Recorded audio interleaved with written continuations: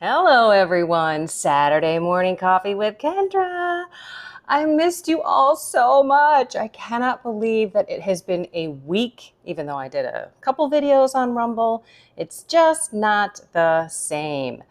So I don't know when this is going to be up, but it is truly morning, so this may be a Saturday night thing. I have no idea. Let me take a sip and then we'll get rolling. Today we are going to talk about relationships and intimacy and how the diabolical demons and the culture can impact all of it. I saw a website, marriage.com, and there was a beautiful article on intimacy.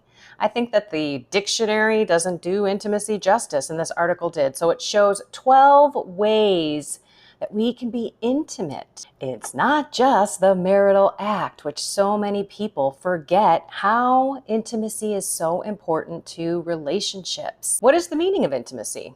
What is true intimacy? What are the different types of intimacy? And is intimacy without sex even possible? Spoiler alert, yes, it is.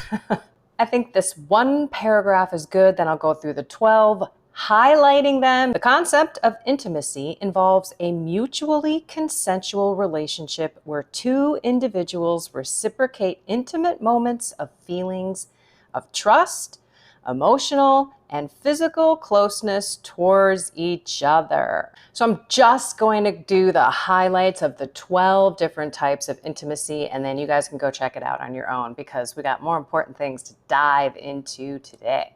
Intellectual intimacy, emotional closeness, spiritual bond, understanding self and partner, mutual respect, communication, vulnerability, trust, intimacy between spouses, passion with vulnerability, independence. So give that article a read. It's pretty interesting. And relationships are complex. If you listen to my podcast on Friday, you might have an idea of what I'm going to be talking about. And it's about my marriage. And we were kind of in a little rut. We got into a pattern of not being intimate.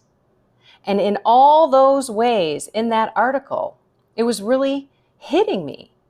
But at the same time, I was listening to Father Ripperger, my favorite exorcist priest, and his 2-hour video on communism, Marxism, and the diabolical psychology and how they are all so similar. Actually, very, very similar. And sometimes these people are possessed, as you know, and you can see in the culture and in politics. And they don't call them communism and Marxism like blatantly anymore in your face. Although when you go to the BLM website, you did see that they are a Marxist organization. But people are blind to it. And honestly, people don't know a lot about communism and Marxism. And I'm just saying your average person. You probably are not the average person. But if you watch this 2-hour video, you will see how similar diabolical psychology is to communism, Marxism, or what we call today progressivism and leftism. Yes, that is a fact.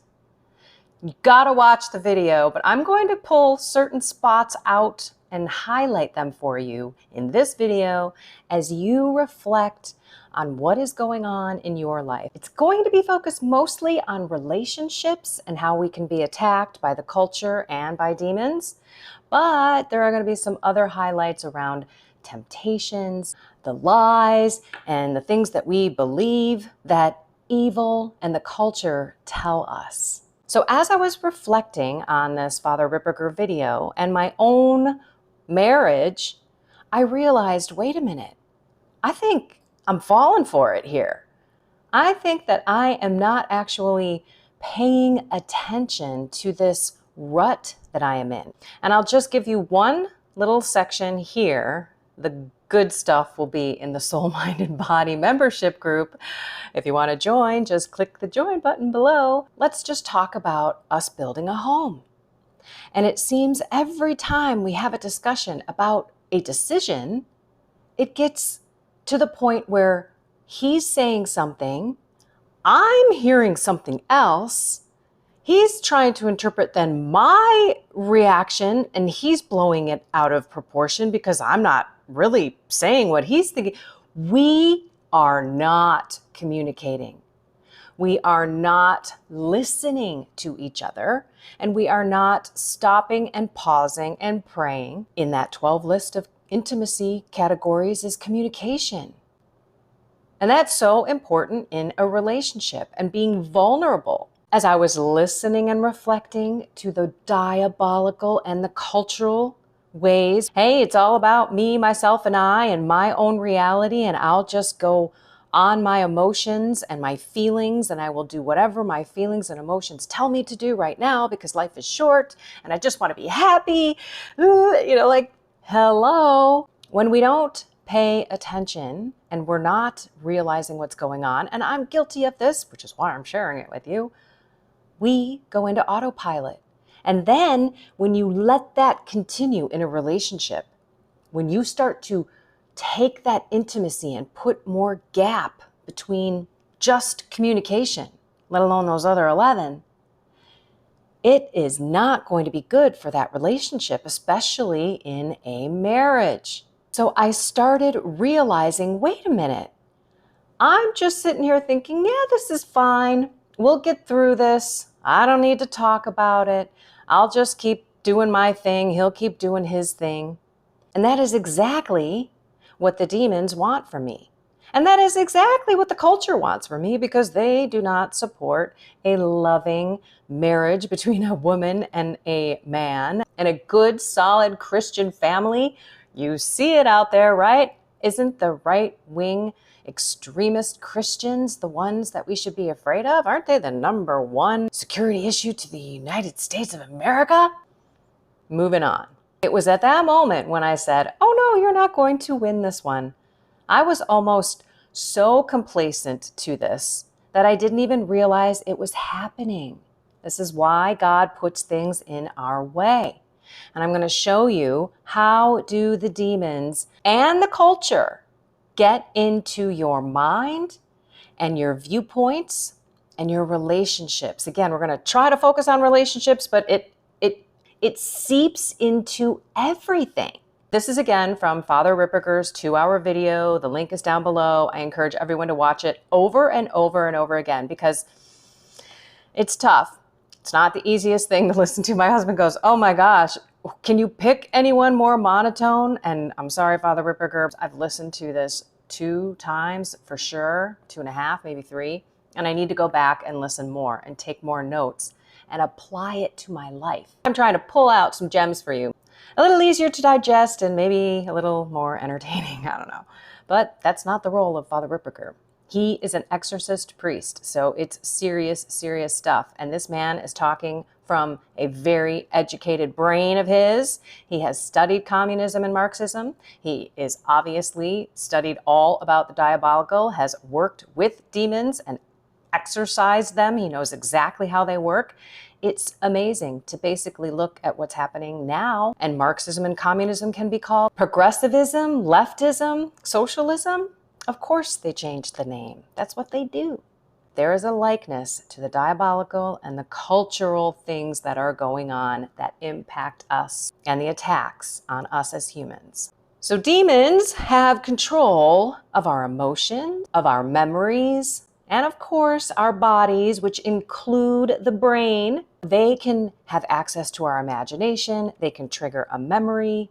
They can also push the emotions. They can dial them up and dial them down, or twist the viewpoint of any information that is coming to you. And it could be, again, a thought, an image, and in our imagination where we start making associations that are not true.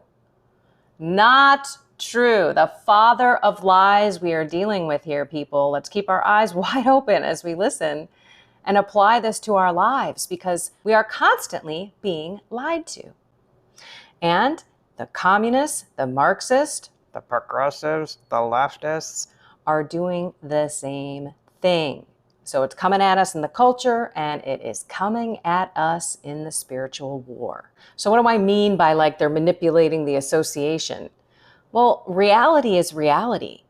And when we think about a dog or a cat, for example, we can picture them with 4 legs and a tail, unless of course it's a certain breed where they chop the tail off, but there was a tail there to begin with. And we know it barks if it's a dog, it meows if it's a cat. We know these things because the reality of our memories and visions and experiences tell us that that's a dog and that's a cat. What evil does and what the culture does is distort that reality. The associations are now, they don't fit, they're like off, although that looks like it fits. Let's not do that. They don't connect. Just like a man can be a woman can be a man, a person can be a dog or a cat. Let me read a quote from Father Ripperger. When a person reads things or looks at certain things, demons can put his perspective on it to affect the person's input of information. Once we come to the truth and the knowledge of that, then we are freed from their grip. And so this means that the demons want to control what people know in order to control their behavior. That's exactly what communists do. They manipulate images and talking points and control all sources of knowledge. And for those that they don't control, they block the information. And he used the examples of the riots back in 2020, where they would be standing right in front of them. There'd be fire, buildings, gunshots, people getting like beaten up and all that stuff. And they're like, oh, there's no violence here. They're mostly peaceful protests. I mean, basically lying to your face. The father of lies. Demons are going to attack our imagination. They are going to attack what we think about, and they are going to harass us and harangue us into this repetitive commentary. So it may be about you. You're not good enough. You're not strong enough. You're not skinny enough. You're not rich enough. You're not successful enough in the world's eyes. You will never be able to let go of this temptation. You will never be able to get rid of this sin. You're worthless. You're weak. God will never, ever forgive you. He's certainly not going to do miracles in your life. You are pathetic. Those types of lies that we believe, when we come to the realization that the truth is the opposite of that we are children of God and we are loved, we were loved to life, and that God will forgive us. We just have to go to him in the sacrament of reconciliation with repentance. And we are clean and we are loved beyond what we can ever imagine. But of course, many of us get harassed and obsessed by the demons, constantly repeating the same thing over and over and over again until we continue to produce that emotional response, and then we react to it, and they can visually see, oh, yep, we got that person. We are controlling their thoughts and their minds and their actions. If it's a temptation, then you're overcome by that emotion and you go ahead and you do that sin. You're falling right into their hands. Now, what about relationships? Same thing. They can perpetually put things in your mind. So maybe you have a pretty decent husband or you have a pretty decent wife. We'll talk about marriage here. But the demons keep putting stuff in your mind that is like, well, he doesn't love me. He's ignoring me. He doesn't care about my feelings. He's dismissing my feelings. And then maybe the husband thinks, well, she doesn't love me. She's not intimate with me. She ignores me. She's got her face in her phone all the time. She's always so busy with the kids. And then in some cases may even make that person act in an immoral way, having an adulterous affair, looking for people that will give them that love. Love means to want the best for that person. Those things that I just said, that's not love. How are my thoughts being manipulated? Well, we'll get over it. I don't need to talk about it. And then I would just walk away and I would kind of dismiss it, but then I would bring distance between us. I would go to my phone. I would go outside. I would go upstairs because I didn't want to deal with it. That was the topic of my podcast. Don't avoid conflict because it's only going to get worse. And the demons do not want you to be vulnerable and to have that intimacy in any relationship. They want you to hold on to that resentment. Remember, forgiveness is that block from grace. I like to think of grace as this big, like light that comes down from heaven.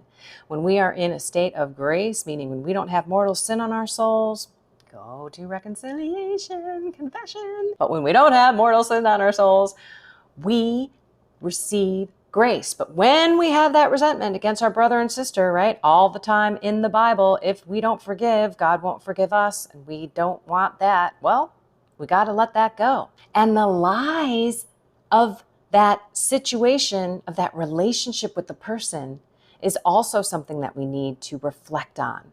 Because once we allow God into our heart, and we can see the situation through his eyes. So in my situation, it was just avoiding the communication and the intimacy and discussing and talking our way through it.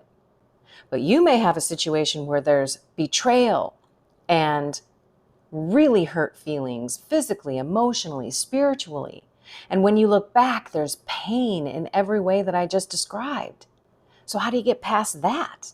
You ask God in, and you believe that he will change your heart so that you can see these other people as children of God who are broken and who also believe lies in their life and why they did things that they did that weren't holy and virtuous and loving. We've all been there.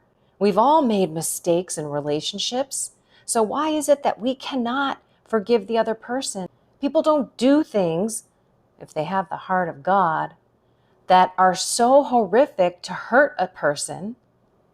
They are probably being attacked by demons and the culture. Are you connecting these dots yet? So how do you fight it? First, you have to sit and figure it out. What is really happening? And this is how it begins, everyone. It comes from the outside. It's called oppression. The demons are watching us all the time. They don't sleep. They know us better than we do. And it's a fact. They are higher up than us on the hierarchical ladder. They're smarter than us, but they are weaker than us.